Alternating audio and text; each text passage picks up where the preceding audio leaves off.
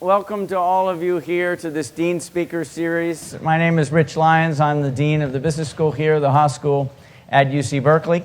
I welcome all of you tonight. I'm just as pleased as can be to introduce our guest, which I will in just a moment.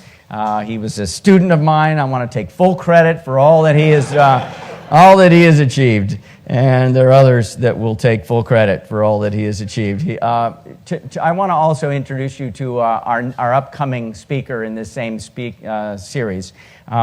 Next Tuesday, it will be Janet Yellen. So Janet Yellen was on our faculty for many, many years. She's now a professor emeritus of the Haas School. She is, as you know, vice chair of the Federal Reserve in a hugely important role.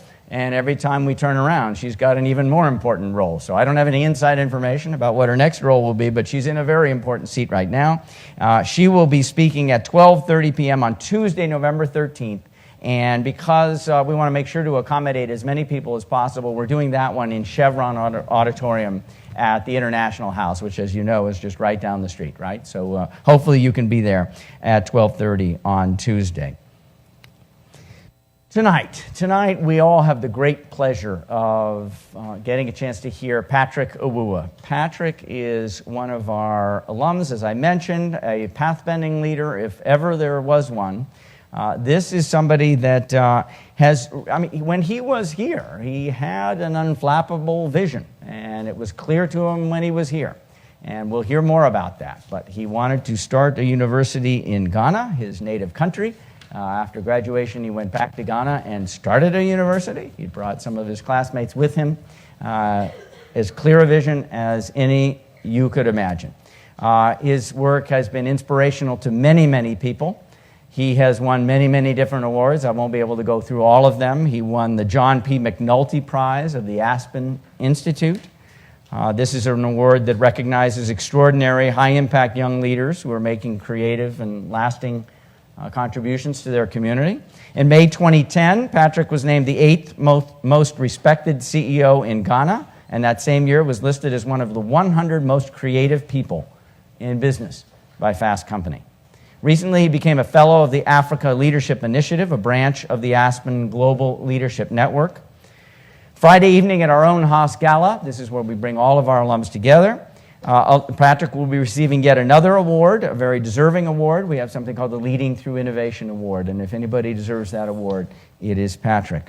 Each year we recognize an alum with that award, and we are absolutely delighted that Patrick not just won, but that he's here with us, and that's so important. And he also agreed to do this talk tonight, which we also appreciate. Look, I can go on and on. I think the pictures are worth so many more words. We've got a little video for you to introduce Patrick, and we'll kick off the video right now, and then we'll bring Patrick up. Okay, so let's start the video. Thanks.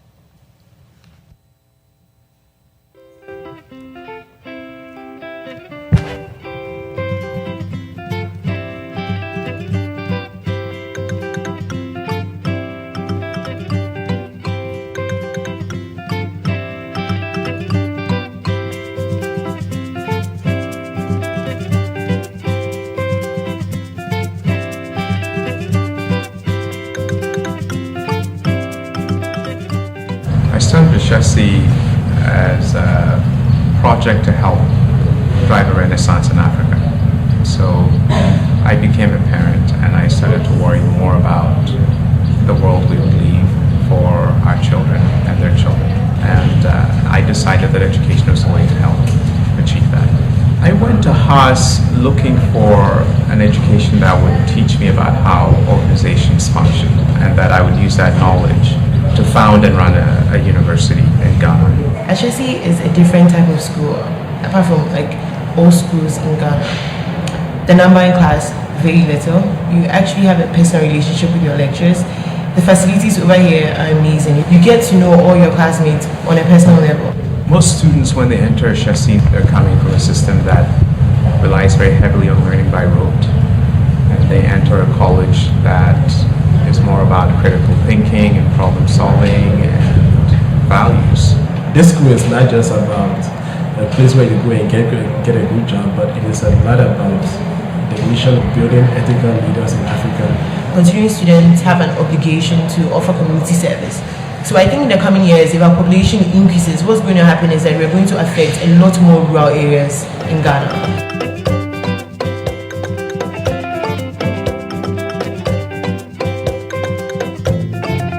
My first experience with IBD was getting Ashesi started. We want to develop an institution that deepened and expanded its impact by really addressing other very high impact fields like engineering, economics, law, and society.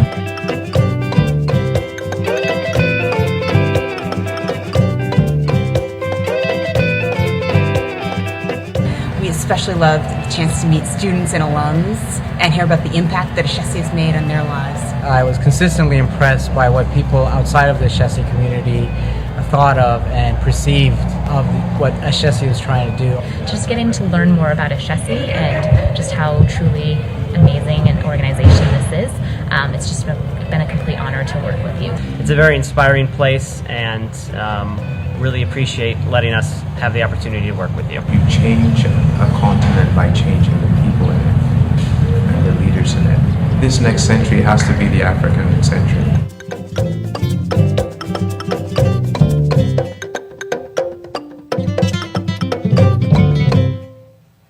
You change a continent by changing the people in it. Patrick, thank you.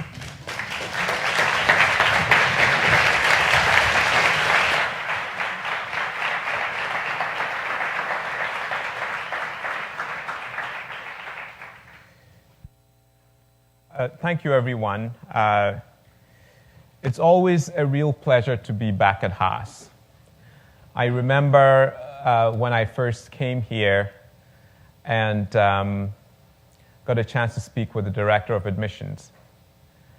And she said to me, of all the admissions essays I've ever read, yours was the one that I thought was not going to happen. And so, leaves the question, what did I put in my admissions essay? I talked in my Ashesi, in my Haas application about transforming a continent. I talked about, a young person in the tech industry who had just become a parent and who felt very strongly now a responsibility for the next generation of Africans. And that the way I was going to make that impact, that contribution in the world, was to set up a university that would educate a new generation of leaders on the continent.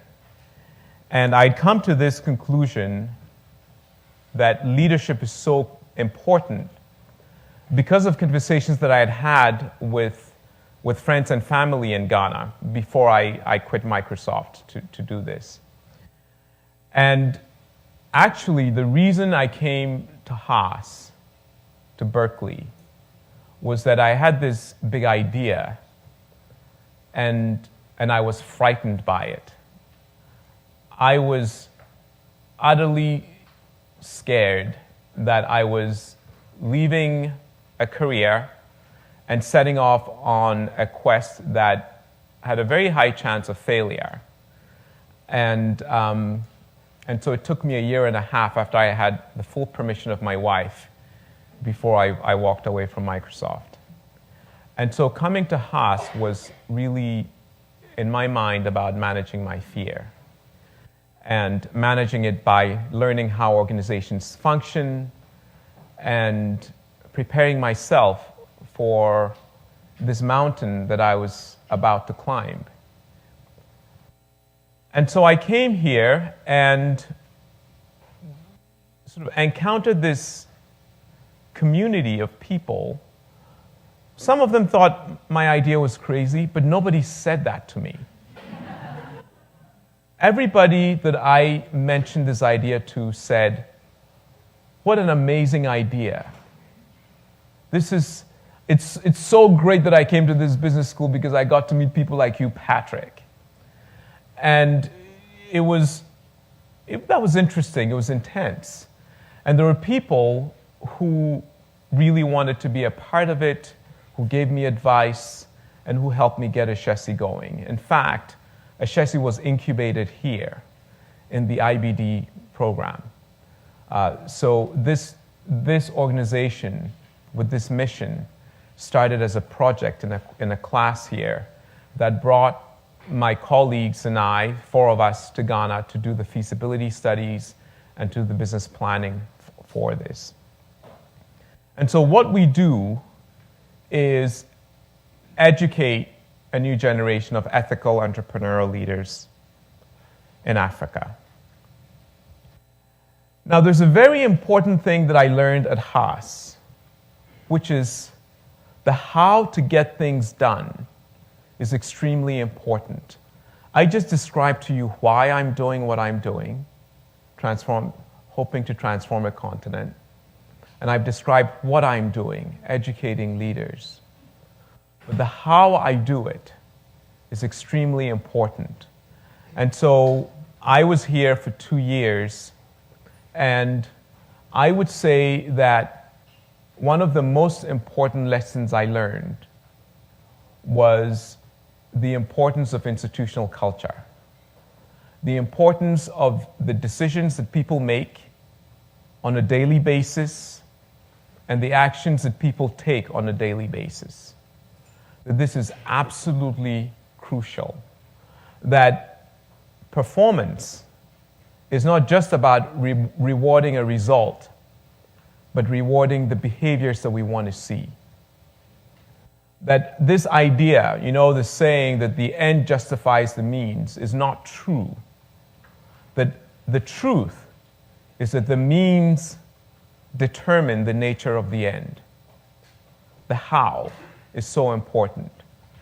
And so we developed this organization that has a way of doing things that I would say is extremely important. Scholarship, leadership, and citizenship, and what each of those things mean for us as individuals working on this project of a renaissance on a continent. And we've come a long way. So let me just describe to you how Ashesi started. It started with a feasibility study and a business plan and a faculty that joined an advisory council to help me develop curriculum and all of that. And it started with one of my colleagues here joining me as co-founder to go to Ghana to rent a home and renovate it for academic work with 30 students. That's how we started, really small, even though we were talking about a really big vision. And it's taken us a long time to get to where we are. We now have a campus of our own, purpose-built. It's absolutely a stunning site and a great environment for our students.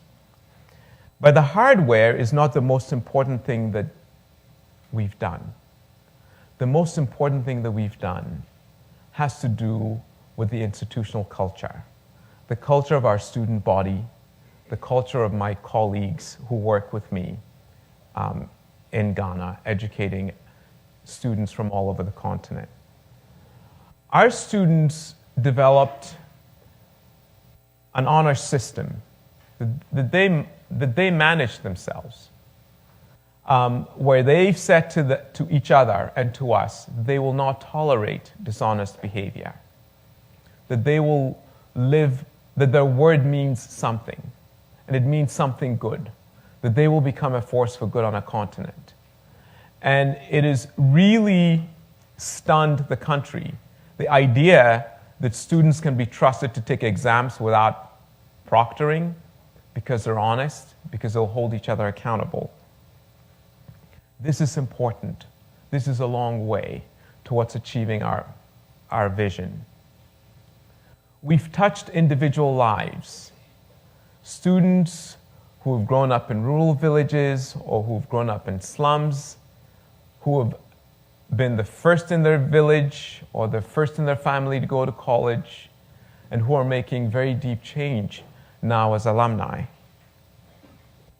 A student body that is engaging a community around us, so that we're tutoring kids in primary schools. that a student body that is Pan-African now, and that will become more and more Pan-African as we go. Our freshman class this year was 25% non-Ghanaian. Within the next 5 to 10 years, that number will increase to between 30 and 50%. So a truly Pan-African institution with a global reach, with people from all over the world connected to us, and an engagement in high schools. So Ashhesi is really not just about the institution that we create for ourselves, but an institution that we create for the world. And that is engaged with the world around it. That we're always looking, as we say at Haas, beyond ourselves. This is how far we've come. And I get to now live a life where every day I see people who've gone to college at Ashesi who are making a very big difference in the world. They are helping develop banking systems for the poor who are unbanked. They're building mobile money systems. They're running orphanages. They're running schools. They're working in banks and telecom, but they're doing it in a way that stands apart. And in a country where 50% of college graduates are unemployed, we have 100% placement in jobs because of the quality of what we're doing, because of the excellence of what we're doing. But like Haas, the excellence that we aim for and that we're executing is excellence with heart. That it is not just about us, it is about the world. It is about Africa. And so here we are. We've just completed the first decade of Ashhesi's mission, and we're launching into the second decade. And I'll just describe to you very briefly where we think we're going, and then I'll stop and hopefully mostly we'll spend our time just having a conversation about what I'm doing and how things are going in Africa. I would say that our first decade was really a story of innovation. And most people, when we think about innovation, we think about imagination. We think about thinking outside the box. But actually, innovation requires more than that. It requires courage. So I would say that our first decade has been about the courage to imagine in the first place, the courage to think we can change the world, the courage to think we can start a university that not only builds people's intellect, but that touches their character, that touches their soul. It's been about the courage to act, because just imagining, if we don't act, is just a dream. Dreams are nice, they're useful, and a lot of things start with dreams. But innovation requires an act. It requires an action. And that also requires courage.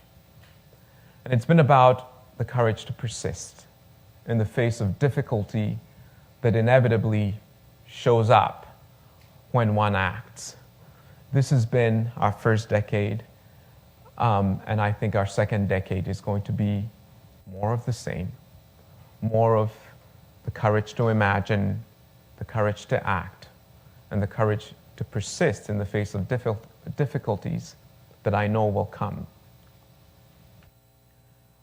We are now actively engaged in developing an engineering program, design buildings, we're designing curriculum, and the goal is to build an engineering program with core strengths in design and systems thinking that educates people that will build solutions for Africa, from large-scale infrastructure projects to low-cost solutions for our markets.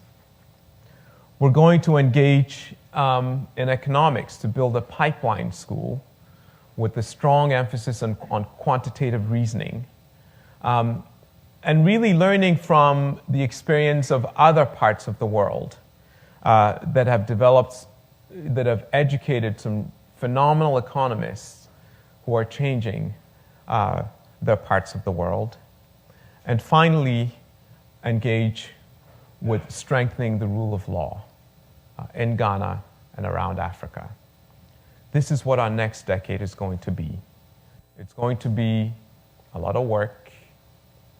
There are going to be good times and difficult times. But I believe that we can accomplish all of these things, and that we're going to double our impact in our corner of the world. So this is what I'm doing. It's been, I think, it's been a very gratifying experience. I think that I'm a really lucky person to be able to live the life that I live today. I'm a really lucky person to have been able to come to Haas, to be in a community that is so engaging, and that is so engaged, and that is so entrepreneurial, and that could look at somebody with a crazy dream and say, that is an amazing dream. How can we help? So I'll stop there, and we'll, I think, introduce my most recent IBD project. I told you that Ashesi started with an IBD project, and last year we had our most recent one. Actually, we've had about 9 groups come out from Haas to work with me in Ghana on a variety of things as we've built Ashesi.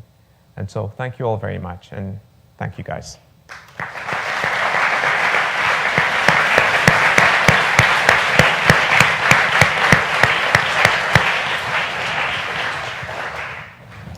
So I would like to invite up Flora and Melissa and Nick and Amir. They are the student team that has helped most recently. So why don't you come up? And I understand... Can we switch this off? You have... Yeah, we sure can. Okay.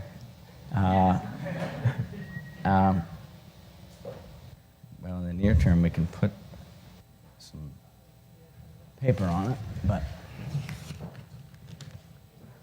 Good. Great. That'll work. Well, thank you very much. Thank you very much, Patrick. So my name is Nick Massioli. I'm a second-year MBA in the full-time program. And as we were just introduced, we were part of the team that was in Ghana this past spring. We did a semester-long consulting project for them as part of the International Development Program. And what we focused on was really helping them figure out how they move from an organization that's been around for 10 years and has seen significant and substantial growth, but has really been, in kind of a startup phase, and how they move culturally as well as how they develop the talent internally in order to achieve all of the ambitious goals that they have for the next 10 years. So I think we're happy to talk more about this in the Q&A session, but we're going to try to get that started with a couple of questions here for Patrick, and then just open up to more general conversation. Good evening, Patrick. Great to see you again. My question is a fairly broad one. What aspects of your MBA experience at Haas have you utilized in leading Ashesi to become the organization that it is today? Well, a couple of things. The first one I've talked about, which is that the means are very important. that institutional culture is absolutely critical. That you hire smart people, but you hire smart people that have the right character and the right values, and you reward behaviors. You don't just reward an outcome. You reward the behaviors that you want to see. And you communicate very clearly and consistently and a lot about what your values are, and really try to get people to take ownership for it. So I would say this is probably the most important lesson. The second might not come as a surprise to anybody here, is that even for a social enterprise like what I'm doing, business planning is extremely important. Financial planning is very important. And so we set this up as a project that we wanted to be self-sustaining long-term in Africa. And this means a number of things, right? There's the building the intellectual capital, there's building the civic capital, but there's also building an economic engine, the financial capital, and the financial model around this institution, which I think has been extremely important.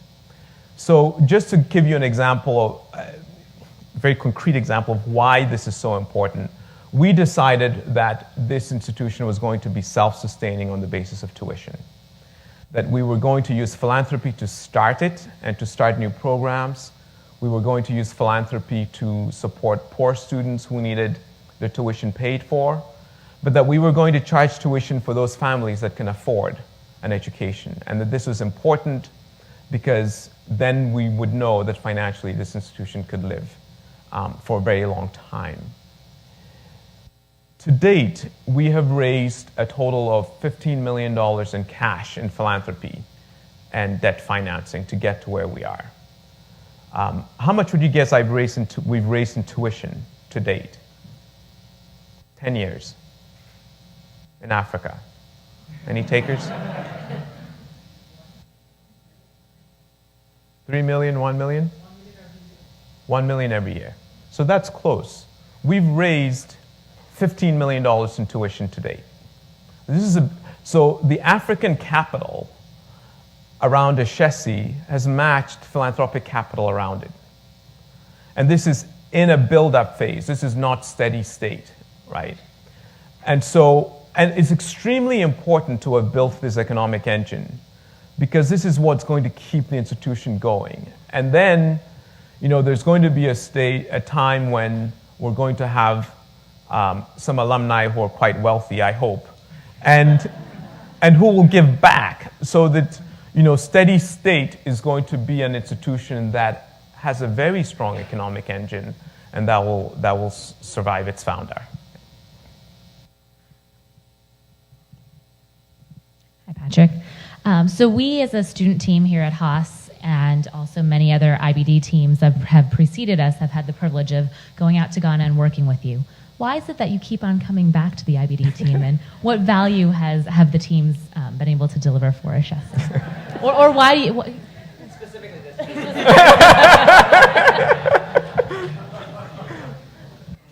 Well, I know a good thing when I see it, right? Okay, so, I came to business school to manage my fear, right? And I came to business school to learn a little bit about finance and organizational behavior and other things so that I could go start something.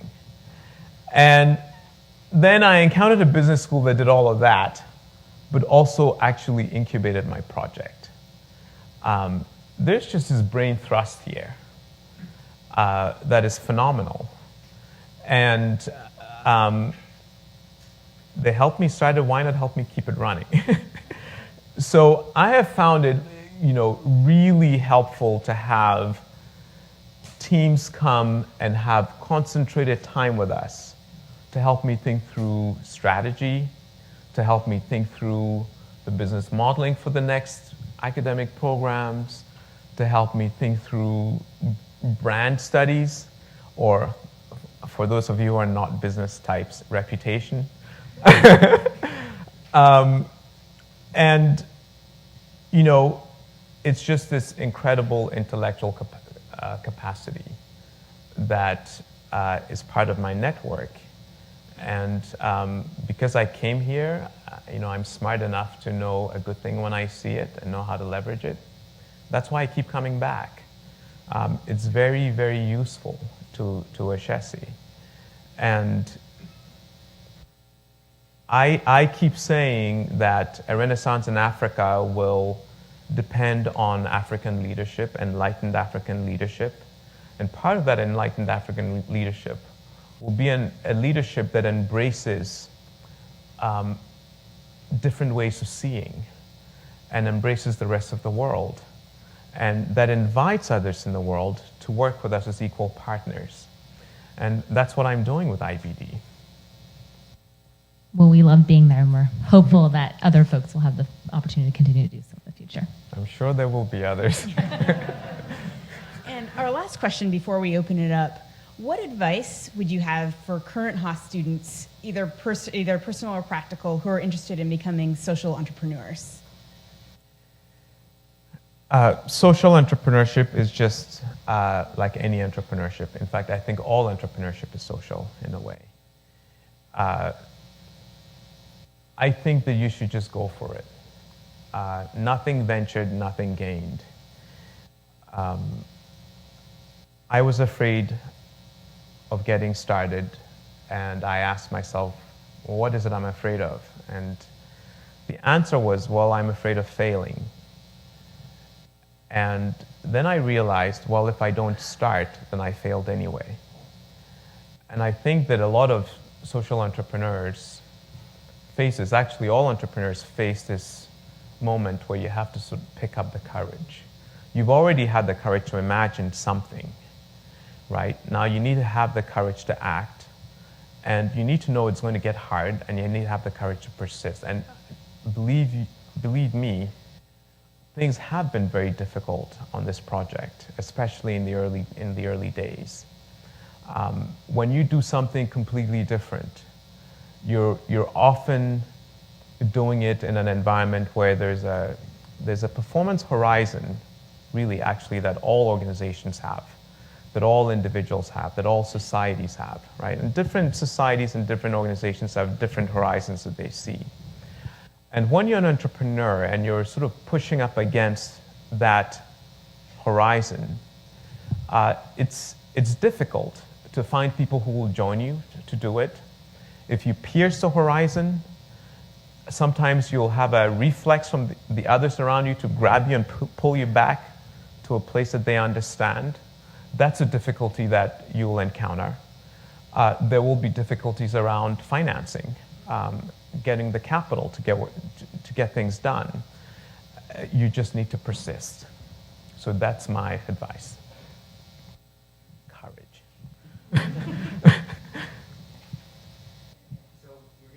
Up to the floor. I will ask you to use the microphones here because we are capturing this in video for our video room. And one other quick announcement. I know some of our evening weekend students have to get back to their classes, so if you do have to leave, we will understand. Please, sir. Hi, my name is Jason Lee. I'm a second-year full-time MBA student. Thanks so much for coming. I really admire your vision and what you've done to see that at least start to happen. My question was around the thinking about the challenges of keeping the graduates from your university in the African continent, right, as that's a critical piece of seeing this transformative vision happen. Right. What steps are you taking to make that happen when I'm sure there's a lot of temptation to seek lucrative careers outside of the continent and send that money back to their families and friends? There are a couple of things that we have to do and that we're doing. One is, again, institutional culture, having a student body that has a real sense of mission, and encouraging that, so that in their hearts they care. And the second is just pragmatic. People will stay if they can find good jobs, if they can find rewarding careers. And so we've made career development a very important part of what we do. All of our students get jobs or graduate school placements within 6 months. And 95% of our graduates are staying in Africa because of these two things: having a sense of purpose, a sense of mission, a sense of gratification from being there and making a difference, but also making sure that they do, in fact, have those opportunities, those jobs that will keep them there. Great, thank you.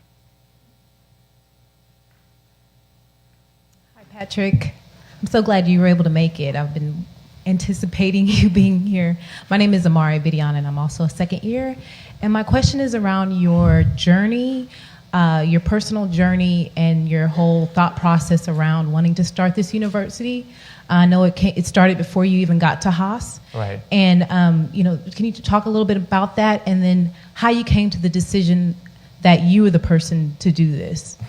and build you, Okay. and you talked about coming to Haas to build that confidence, and how were you able to build that confidence and actually realize that? Right, okay.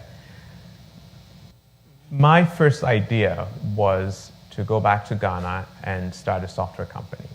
That's what I was in the software industry, and that seemed like the natural thing to do. And then I went back to visit and realized that there were students studying computer science, writing code on paper, and not using computers. It's funny, it's sort of like learning how to play soccer by drawing soccer balls. It doesn't really work. But it was a real wake-up moment for me, because I realized that it would be really difficult to do a successful software enterprise there. But I was having all these other conversations with friends and family, where we were taking different problems and asking, why is this the way it is? And just keep drilling down, why? And leadership seemed to be a fundamental problem. Leadership as defined by the people in positions of influence across our society. The decisions that we're making, they were just accepting the status quo, or they were corrupt, or they didn't care, etc. And so I got to thinking, well, okay, that's a problem that needs to be solved. How do you solve that? Someone mentioned to me that he felt that Ghanaians who had come to the United States and gone to Ivy Leagues and other places who had returned were thinking and behaving differently. And this was sort of my first hint to go look at the educational system.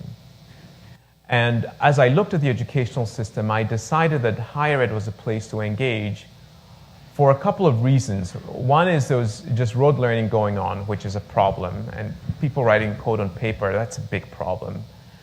But the second thing is, at the time, the data was showing that about 2% of college-age kids were in college in Ghana. 2%. And the thing about that number is that it's too small, but more importantly, it means that by definition, the people in college will run the country 20, 30 years forward. And so what I was seeing in those classrooms, with classrooms that were so full, the students were spilling out into verandas for lectures, or students who were doing chemistry without doing chemistry labs, etc. I was looking at that, and as an African saying, my goodness, these 20-year-olds, when they're 50, they will be running this continent. And so what I'm looking at is Africa fast forward, and that needs to change. Now, the question of why did I think I should be the person to do it? It took a while, but I'd identified a problem. It wasn't just me, it was me and other people I was talking to who were in that context and who understood. And I had to ask myself, what responsibility do I have towards this? And I eventually said, hey, I really should be part of the solution. So I asked my wife permission. One morning I woke up and I said, hey, what would you say if I said, I'm going to quit Microsoft today, let's go to Ghana, let's do education. And she immediately said, yes, let's do it. And then it wasn't the answer I was expecting. So then I sat up. Wait, shouldn't we think about this? And that's 1.5 years later, I decided to come manage my fear here. Okay, so now your third question was, how did I build the confidence? I think there's just, when you've been through an educational program that's given you a sort of frameworks for looking at problems from different perspectives, and you've engaged these problems with other really smart people, right? And you've sort of figured out a way of looking around corners a little bit in terms of how an organization might be started or how an organization might evolve and what kinds of things you need to be doing. That builds confidence. And people here are always saying, oh, this is an amazing idea, let's go do it.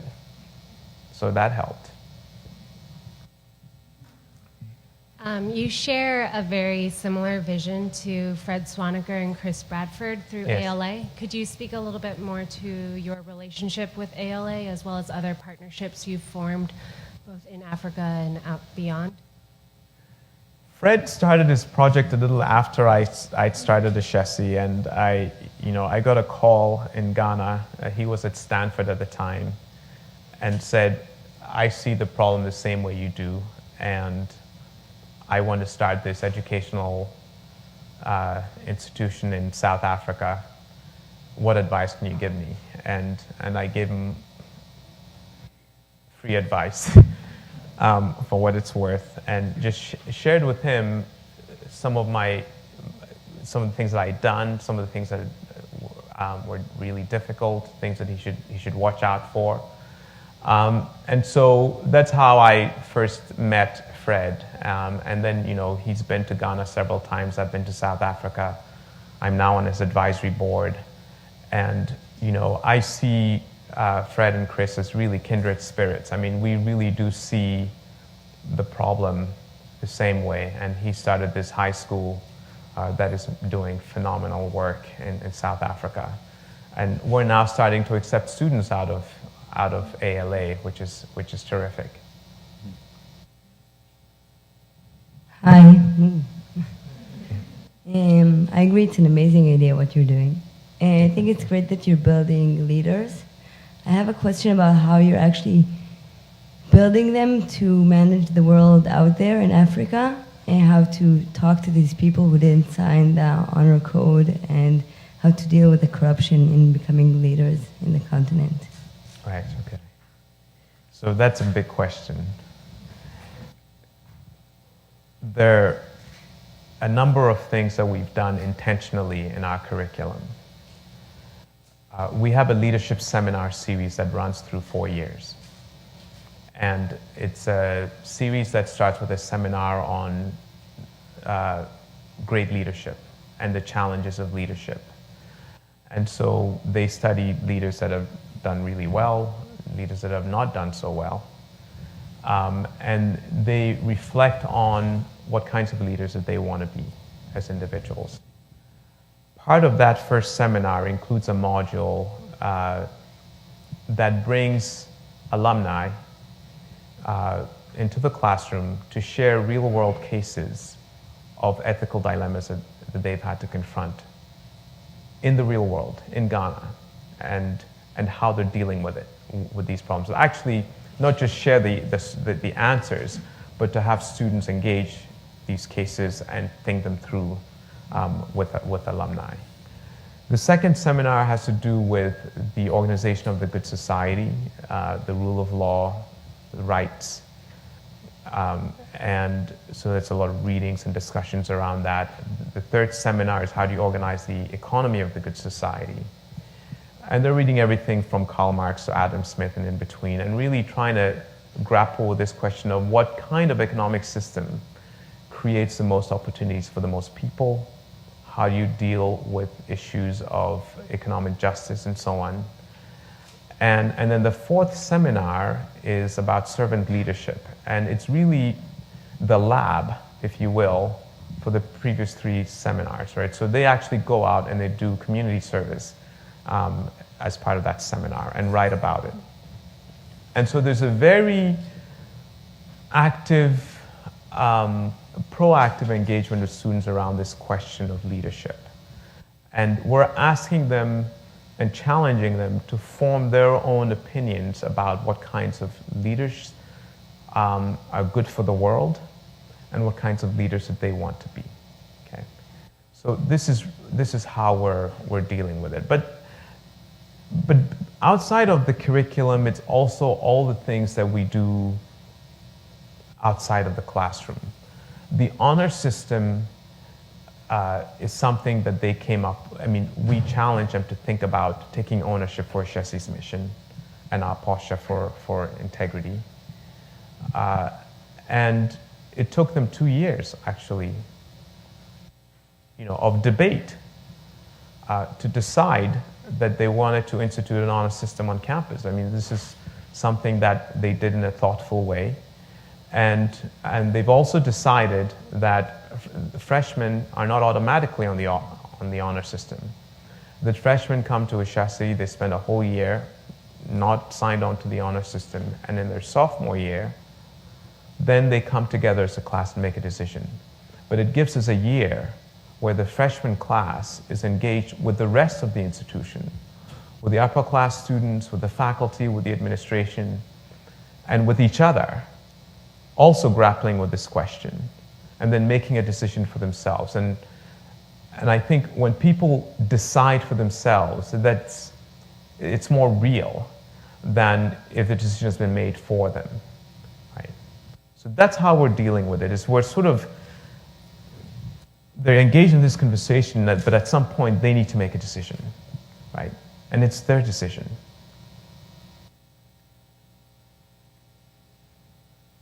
Thank you once again for making time to be here tonight. I know a lot of us in the room have a passion that intersects between education and technology. Right. And I'm curious if you have a point of view about the promise to leverage mobile technologies on the continent of Africa to supplement the traditional curricula that currently exists. Yes, I do.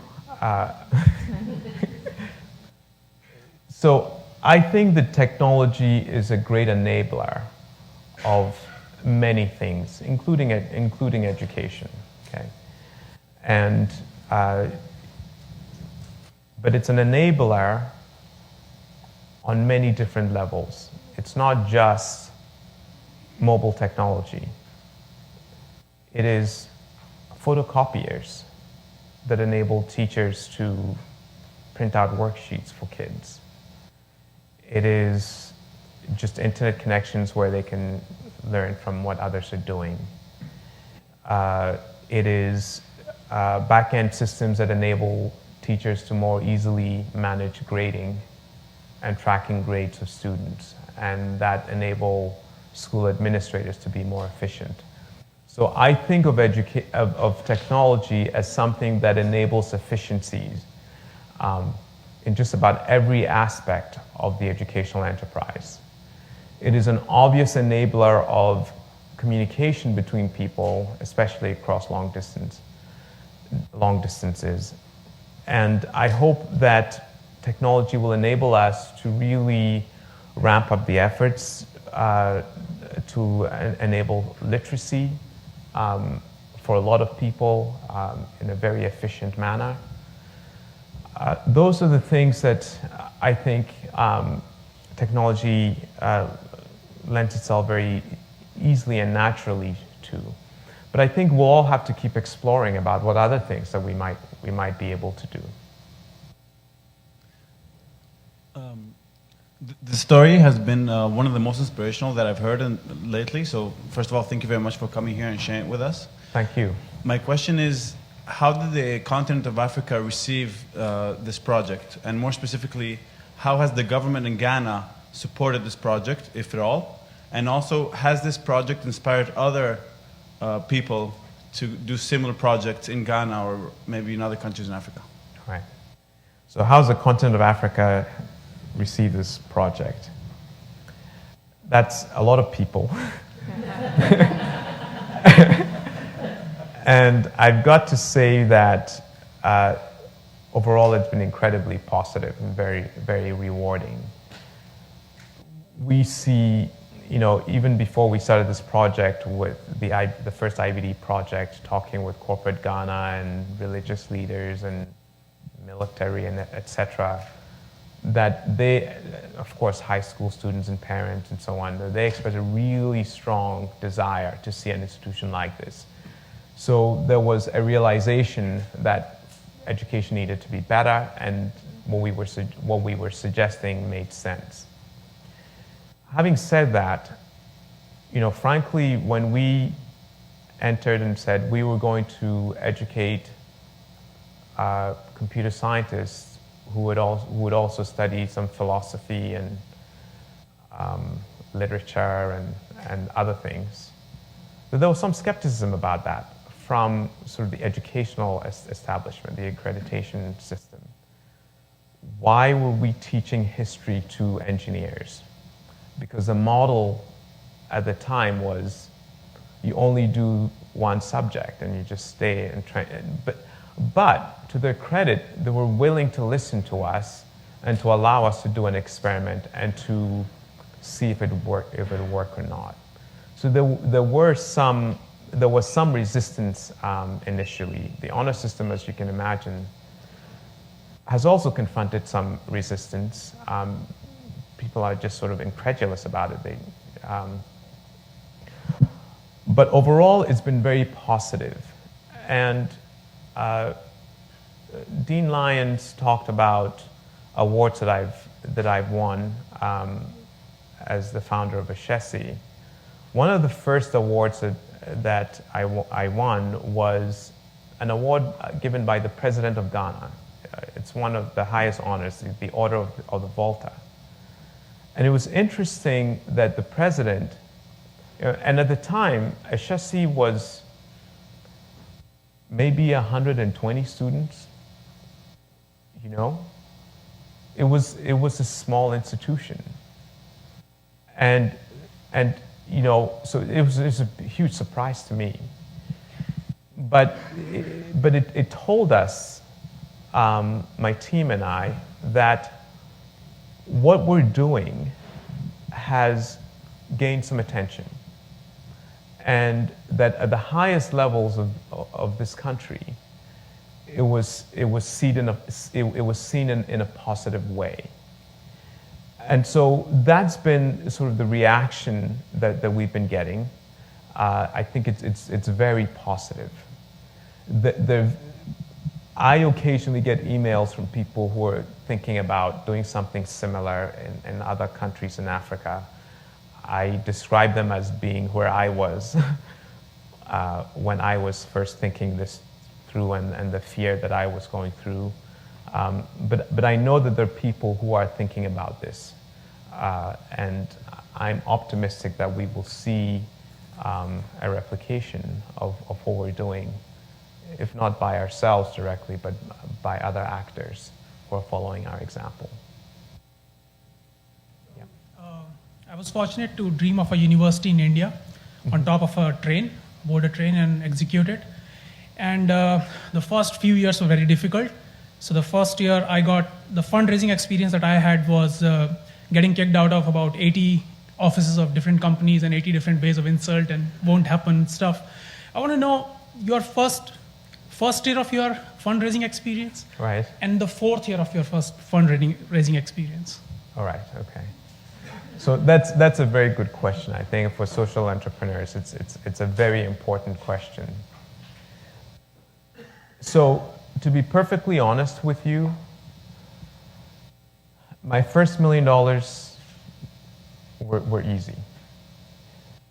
When I completed Haas with a business plan in hand, went to Seattle, set up a foundation, my wife and I donated. We went to our friends and asked them to donate, and quite a few of them very quickly said yes. And then it got really hard because we sort of looked at the not-for-profit world and mapped on top of that the for-profit model, which is you do a seed round with friends and family, and then you go to venture capitalists and you do multiple rounds of that. And we saw foundations and corporations as the venture capitalists of the not-for-profit world. Actually, they're not necessarily, okay? Venture capitalists are a unique breed. We'll take that kind of risk early on. And so we found that our visits to foundations were not yielding very much. Actually, they were yielding 0, to be precise. And things got really scary, right? So I'll tell you, there was a time when I came within 2 weeks of running out of cash. This is unbelievably stressful. I wasn't getting any sleep, and I would have I remember a couple of meetings I'd had at Haas with my advisory council. I think you were in one of those meetings, and I was talking about how, you know, I really wanted to be working on a university and I didn't like fundraising, et cetera, et cetera. And these guys were telling me, Patrick, focus, you've got to do the fundraising. If you want to be an entrepreneur, fundraising is part of the game. You're not allowed to say you don't like to do fundraising or you don't like to read contracts. You have to. So I had to focus on fundraising, and they were absolutely right. And, you know, I made some phone calls when I was at the 2-week level, and I got some relief from, you know, I called and said, I need help just to keep the lights on. But then I got some really good advice from someone who's become a mentor to me. He said to me, Patrick, what is your business plan? When are you going to break even? And I told him. And he said, how much money do you need to get to break even? And I told him. And he said to me, find 3 people that will commit today to get you to break even. 3 people. Don't try to get 100 people. Don't go running around with foundations and all this stuff. Find 3 people that are going to do this. And that really clarified things for me, because then I suddenly looked at my network and who are the people who are capable within my network, not outside of my network, of being one of the 3 people. And then I went to those people specifically. I didn't get 3 people. I ended up with, I think, 6 or 7 people that divided it up between them. But it was a huge difference to my project to have a handful of people that were on board. They didn't have to give me all the money up front, but they needed to make a 3 to 4 year commitment today so I could get some sleep, because I needed the sleep. Okay? And that's my advice to you. You've got to really focus on fundraising. You've got to find the few key people who are going to get you there. And you also do need to have a plan for sustainability. And it's different for different projects, but you need to build some other economic engine that is supporting the project so that you're not at risk of donor fatigue. And I think there are 4 people standing, so if we could do 4 more quick questions, then we'll have to call it a night, please. Okay. Thank you so much for coming to speak with us this afternoon. So there are a lot of nationals who you alluded to that go back to be it Ghana or the continent and really redefine the way that business is done currently. So I wonder if you've focused on having opportunities to really leverage that to develop a network for your students, or even as you as an entrepreneur to really kind of harness that power of your mission and continue to redefine the way business is done currently. Yeah, absolutely. We try to, first of all, connect our students with those organizations led by the people who agree with our way of doing things and where they will thrive.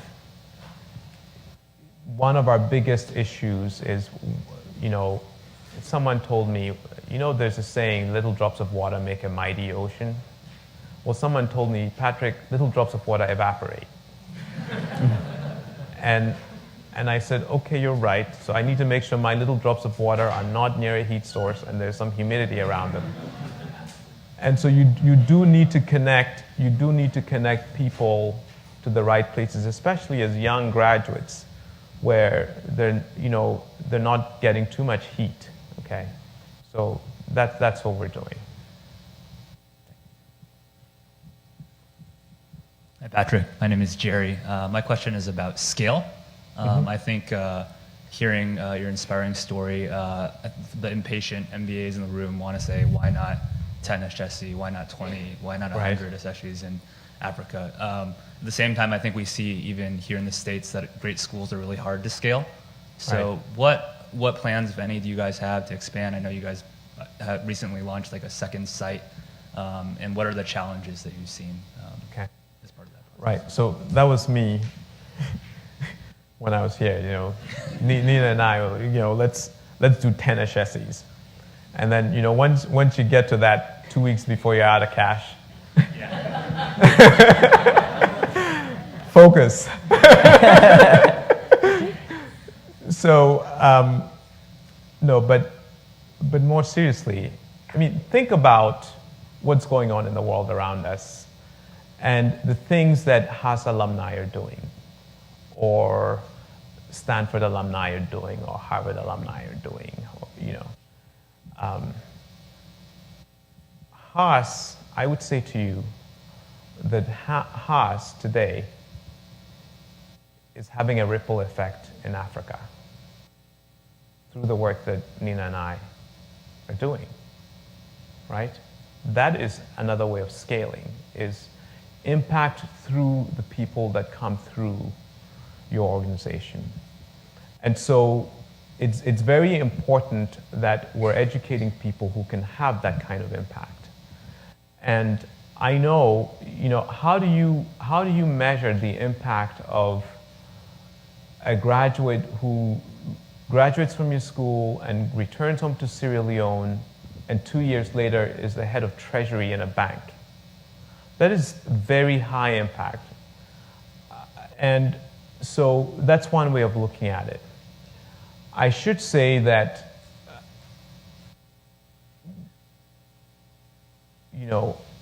I'm human, and there are times when I allow myself to revisit this question of replication. Don't tell it to my board. But I've not completely sort of given up on the idea of possibly replicating one day. And if I do, I'll be coming back to IBD. It's a different project. So, but we're going to be careful about it, and we need to make sure we have impact through our graduates as well. Hi, my name is Aisha Taylor. I'm in the full-time program, first year. My question was around the young women in the program. I know that educating girls in Africa has been really difficult in terms of, especially at the primary level as well as high school level for numerous reasons. Are you seeing some of the effects at your university? And if so, what are some of the things that you're doing to combat the issue? Okay, Thanks. all right. So that's a very good question. And when we started, 25% of our students were women, that first pioneer group. And 25% of the applicant pool were women. Today, it's 50% of our freshman classes are women. And it's taken a concerted effort visiting girls' schools and encouraging girls to apply and all of that. In answer to your question, I just want to say that the issue of gender balance is not just about numbers of people. It's more complex than that. And just very quick story, if you'll allow me. In our first year, one of our students, a woman, suggested that we start student government. And we said, well, maybe not student government, can you start some kind of student club? And so they decided, so just to get the experience of voting for leadership and organizing a club, etc. And so they did this, and she ran for president against one other person, a man. And he was a popular guy. And I bet that he was going to win. Okay? My team disagreed with me. They said, Patrick, but it's our idea, everybody knows. I said, no, what? She's going to win. I also bet that deep inside our student body, they all knew that she would be a better leader, right? So we let them do this vote, and sure enough, he won. And then we did a survey, an anonymous survey of all the students. They only needed to indicate if they were men or women, asking questions around perceptions about how visionary this person is, how well they communicated, whether they were a great team player or not, trustworthiness, who would you give your money to keep, etc. And then a proxy question for who would you vote for president. The proxy question was, if Bill Gates were to come to campus, who would you choose to represent you? And the results were stark, because she blew him away on every metric except two. One was charisma or popularity, and the second was the proxy question. They would choose him to represent them to Bill Gates. So they were serious. They really did vote for this guy. And then we showed them the data. This was your level of trust for this guy. You would absolutely not give your money to him, etc., etc. You don't think he's a good team player. You don't think he's a good organizer. You don't think blah, blah, blah, blah. But you vote for him for president and you'd have him represent you. Why? And our response, and there was a surprise in there. And the other reason I bet that he would win was we only had 25% women. The surprise for me was that the women disproportionately voted for him. Okay? This blew me. I was surprised. I mean, I think we were all surprised. So we looked at that and said, okay, this is how the leadership seminar series came to be. We said, we need to develop a real leadership seminar and have people be intentional about how they think about leadership. And so we did this, and 4 years later, our student body voted for the first female president of student government in Ghana since independence, in 50 years. And the reason I share this story is because I think it's really, and this was not an education of just the women. We needed to educate the men as well, right? And that's how we deal with it. Okay. Thank you so much for sharing with us this evening, Patrick. I'm inspired by your vision to use education to strengthen rule of law in Ghana and Africa more broadly. I wondered if you could speak a little bit to the new Law and Justice program and specifically the kind of metrics that you plan on using to measure its success in terms of how it transforms broken or underperforming rule of law structures. Right, okay. I think the metrics are going to be very similar to the metrics we use for all our programs, right? We want to educate inspired leaders. We want to educate people who actually live according to the Ashesi way that I described. If you look at the learning goals for Ashesi, and we have developed a set of 7 learning goals, so that part of the what is a set of attributes and capabilities that we'd want all our graduates to have. And if you read that list, it doesn't include any specific discipline. It's things around ethics and character and so on. And so the law program will be judged the same way. We will not be just teaching the laws of Ghana. We're in Ghana, so it will be the laws of Ghana. We will be teaching a more philosophical approach to the law. So sort of a deeper understanding and appreciation for the purpose of those who are officers of the court and the purpose of the law. And so just think of it as sort of the leadership seminar sort of blown up and deepened for students who have a very specific goal of engaging in public service, who have a very specific goal of engaging with the rule of law, the courts, the parliament, and even political office.